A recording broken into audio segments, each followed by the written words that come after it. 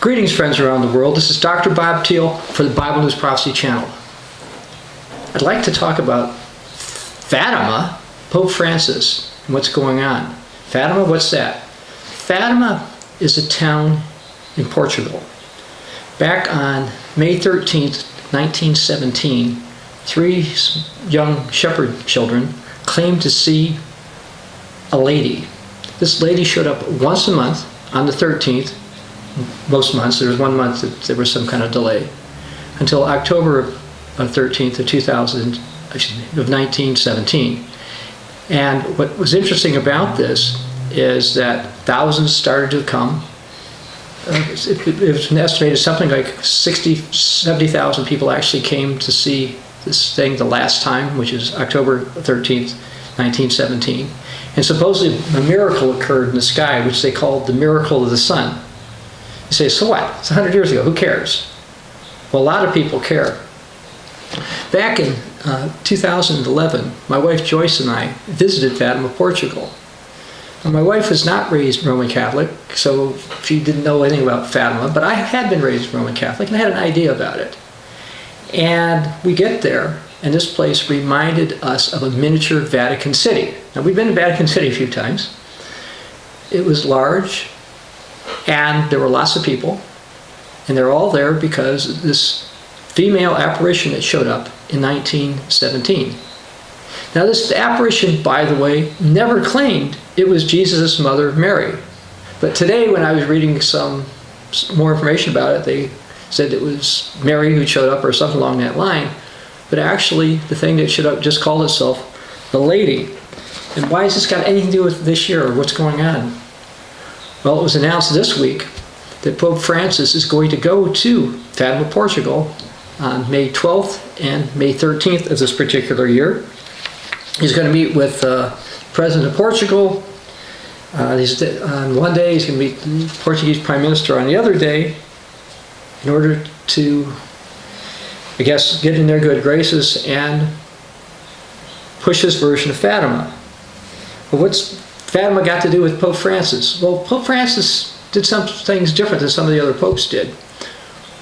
As soon as he became Pope, first thing he did when he left Vatican City is he went and prayed before an image, a portrait more or less, that's supposed to be Jesus' mother Mary, in a church in Rome called the Church of Mary Major. And my wife and I also visited that afterwards just to see if there was anything particular there, but apparently this is considered to be one of the oldest images of Mary. So Pope Francis went down and he bowed down before this a few times, I guess. And then he also asked Cardinal Jose Policarpo of Lisbon, Portugal, to dedicate his pontificate to, quote, Our Lady of Fatima back on May 13th, this time of 2013. This is the first time in history, according to one Catholic source I found, the Pope is placing his pontificate under the protection of Our Lady of Fatima. And so he's going there again this year. Now, what's he going to do there? Well, one thing he'll do is he will bow down before certain statues back there. And the other thing he's intending to do is to declare two of the three children who saw this apparition, he's going to declare them to be Catholic saints. That was also announced in March of 2017. And these children were beatified or made venerable before, is a Catholic term. And basically what happened is they claim miracles have been associated with these people, therefore instead of just being considered blessed or something, these are going to become Catholic saints. You say, well, wait a minute, how do they do miracles if they're dead? Well, obviously they don't do any miracles when they're dead, but what happens is that somebody will pray to them once the Catholic Church says it's okay to pray to these dead people.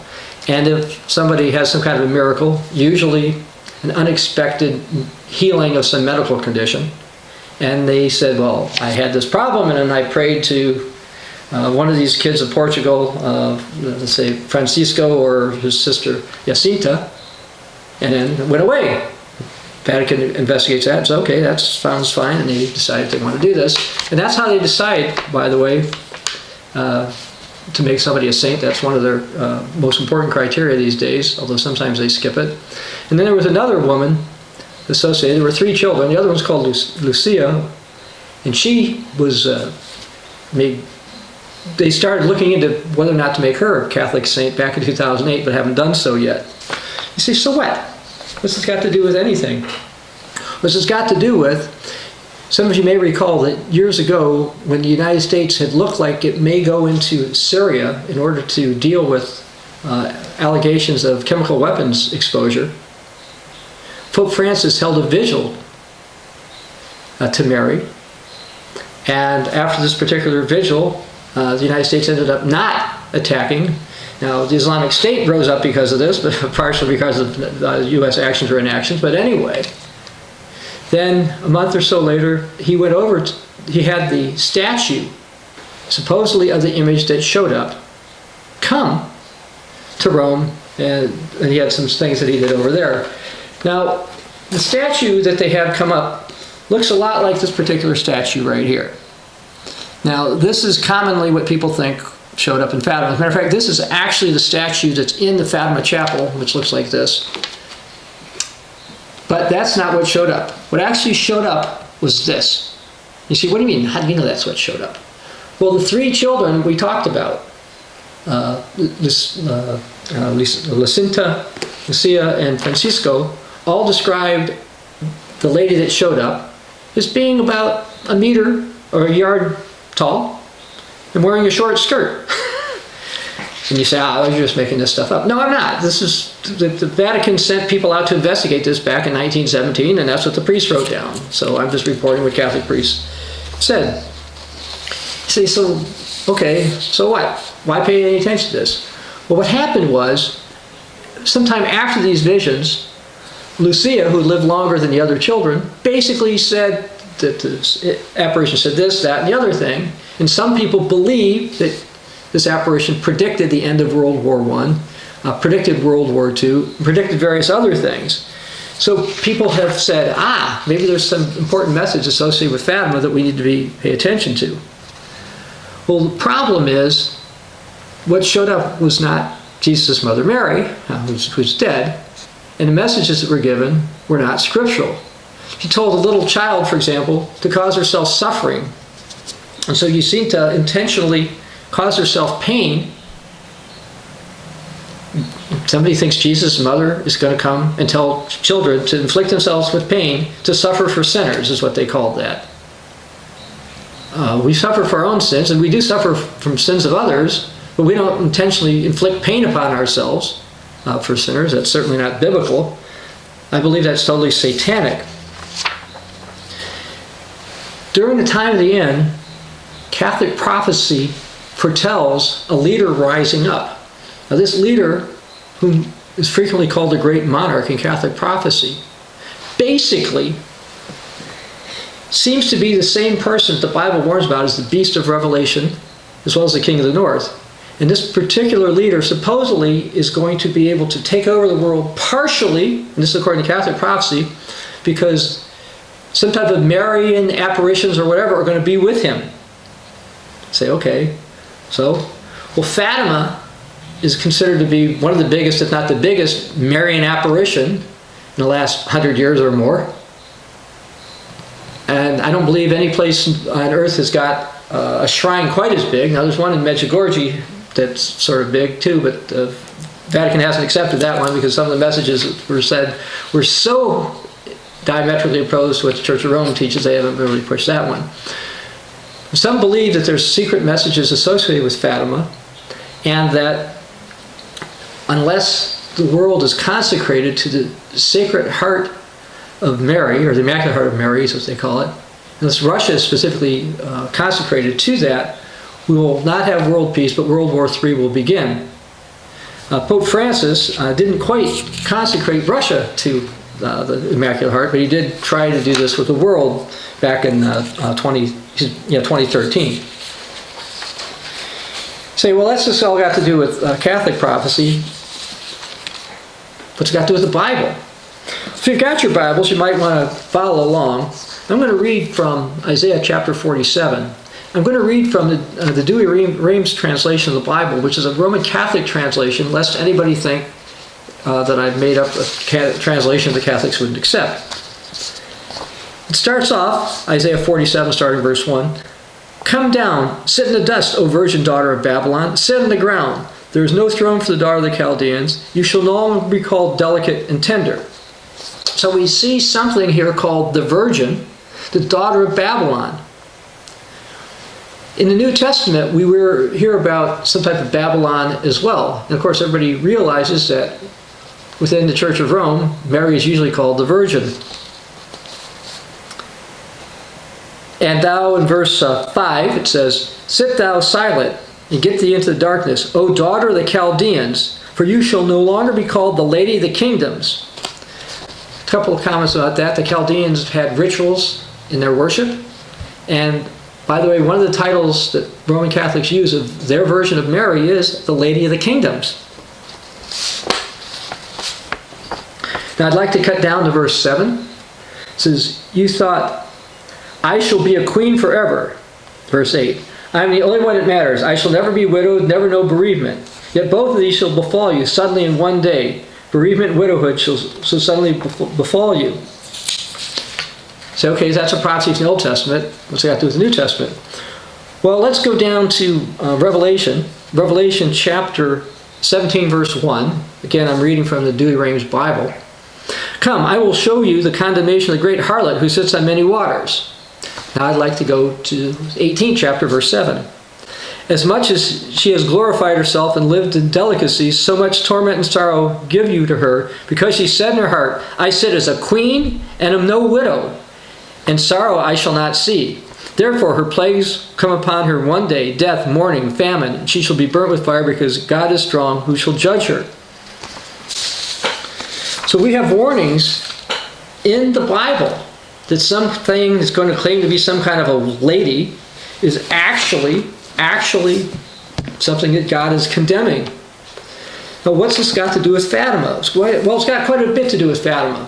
One is, Fatima is considered the lady. We have a pope who's dedicated his pontificate to it, consecrated the world to it. And, interestingly, Muslims wonder if what showed up in Fatima had something to do with their faith. Because the lady showed up in Fatima is female, I believe that the Vatican is attempting to use this in order to get people to support the type of religion that they want to have one day. You say, yeah, well, who's going to pay attention to some little kids? It doesn't really matter. Well, it does matter if the Pope is paying attention to it, keeps pushing it. I believe that Pope Francis is encouraging people to be excited about Fatima. So at some point in time, if signs and lying wonders become public, things such as Fatima become public, what we will see is that the world is going to say, oh yeah, that's the Pope could talk about that. Now, from a Church of God perspective, just comment something. This was put in the Plain Truth magazine back in 1967. It says, Fatima, Portugal. The Pope's pilgrimage to Portugal is the biggest event to ever occur in this country, said a Portuguese person to him. And they're going through and through, and they're calling her the Queen of Peace and all that type of stuff. And this was in the Plain Truth back in June of 1967, and a follow-up in October of 1967. You're tying in the 50th anniversary of Fatima to end-time world events. Well, now it's going to be the 100th anniversary of Fatima, so don't be surprised to hear some more about it. Now, I'd like to go to the Bible. This time I'm going to read from the New King James Version of Scripture. I'm going to go to 2 Thessalonians chapter 2, verse 7. For the mystery of lawlessness is already at work. Only he who now restrains will do so until he is taken out of the way. And then the lawless one will be revealed, whom the Lord will consume with the breath of his mouth and destroy with the brightness of his coming. The coming of the lawless one is according to the working of Satan with all power, signs, and lying wonders, and with all unrighteous deception among those who perish, because they did not receive the love of the truth that they might be saved. And for this reason God will send them a strong delusion that they should believe the lie, and that they may be condemned who did not believe the truth, but had pleasure in unrighteousness. There is no possible way Jesus' mother Mary showed up looking like this. And you say, why do you keep going to that point? Because I talked to somebody who went to Fatima, Portugal when she was a younger gal. And I showed her this picture. She says, well, that would be from the devil. And I said, that's correct. As a matter of fact, Catholic priests even said that would be. If the woman had a short skirt, obviously it would have been for the devil. Well, part of the only 3 witnesses, this woman had this type of a short skirt. And while that might not be considered outrageous attire in 2017, in 1917 Portugal, that was outrageous attire. You never saw a woman's legs, unless perhaps it was your wife or your sister changing or something. It was not done. The messages that were given to suffer, to do various things, the rosary, etc., were not from God. Yet people have pleasure in unrighteousness and unrighteous deception. When the restraint on Satan is released, and God allows Satan to have, let's say, apparitions become public, or other signs and lying wonders, do not be misled by them. I believe that some of the hype associated with Fatima, Portugal in 2017 will pale in comparison to what's going to happen later. But I do believe that this is another step to get people looking toward the Church of Rome, apparitions, signs, and lying wonders that we should not follow. We need to believe what this book says and not be deceived by signs and lying wonders, even if they claim to be Jesus' mother Mary. This is Dr. Bob Thiel for the Bible News Prophecy channel.